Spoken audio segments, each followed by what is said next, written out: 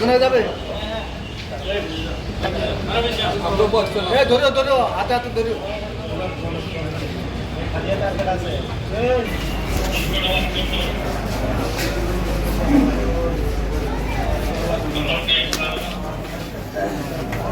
বান্দরবান জেলার নাইক্ষ্যংছড়ি উপজেলার সীমান্তবর্তী এলাকায় ডিজিএফআইয়ের একজন ঊর্ধ্বতন কর্মকর্তা রেজওয়ান রশিদি সহ আইনশৃঙ্খলা বাহিনীর অভিযানে মায়ানমারের আরসা একটি জঙ্গি সংগঠন, ওই সংগঠনের কিছু দলচ্যুত নেতাকর্মী বাংলাদেশে অবৈধভাবে অনুপ্রবেশ করে এই যে আইনশৃঙ্খলা বাহিনীর উপর হামলা করে, সেই হামলায় অ্যাটাক কাউন্টার অ্যাটাকের আমাদের একজন উচ্চপদস্থ রেজওয়ান রশিদি ডিজিএফআই কর্মকর্তা মৃত্যুবরণ করেন, খুন হন এবং আরও অনেকে আহত হন।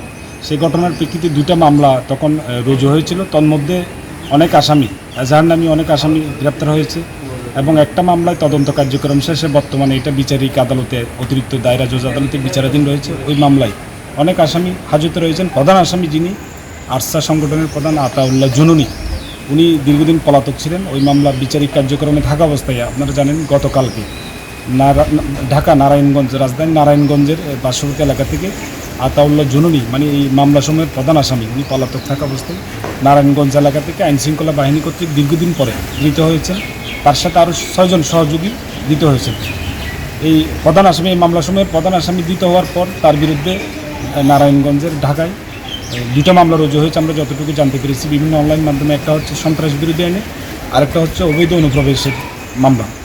আমরা রাষ্ট্রপক্ষ থেকে, যেহেতু এই আসামি দীর্ঘদিন পলাতক ছিল, সে প্রধান আসামি ছিল, একজন সরকারি উচ্চপদস্থ কর্মকর্তা, হত্যা মামলার আসামি, আমরা তাকে অতি দ্রুত যথাযথ প্রক্রিয়ায় তার বিরুদ্ধে যে মামলাগুলো চলমান রয়েছে, একটা মামলা আমলি আদালতে এখনও তদন্ত প্রতিবেদন প্রাপ্তির জন্য রয়েছে ওই মামলা, এবং যে মামলাটা বিচারাধীন রয়েছে ওই মামলা যথাযথ প্রক্রিয়া আইনশৃঙ্খলা বাহিনী অতি দ্রুত তাকে গ্রেপ্তার দেখিয়ে এখানে বিচারিক আদালতে এবং যে মামলাটা তদন্তাধীন রয়েছে ওইখানে প্রডিউস করবে এবং তার বিরুদ্ধে যথাযথ আইনানুগ ব্যবস্থা গ্রহণ হবে। যারা হাজতে রয়েছে ধৃত আসামি, তাদেরকে বিজ্ঞ আদালতে আজকেও মামলার ধার্য তারিখে হাজির করার জন্য প্রডিউস করা হয়েছিল এবং এই মামলা চলমান রয়েছে। অনেক আসামি এখনও পলাতক রয়েছেন। যেহেতু প্রধান আসামি ধৃত হয়েছেন এবং অতি দ্রুত এই মামলার সময় তাকে এবং তার সহযোগীকে যদি গ্রেপ্তার দেখানো হয়, অন্যান্য পলাতক আসামিরও আশা করি অল্প সময়ের মধ্যে আইনের আওতায় আসবে এবং তাদের বিরুদ্ধে যথাযথ প্রক্রিয়ায় এই মামলা বিচার হবে এবং বিচারে যে ন্যাক্কারজনক ঘটনা তারা করেছে সেই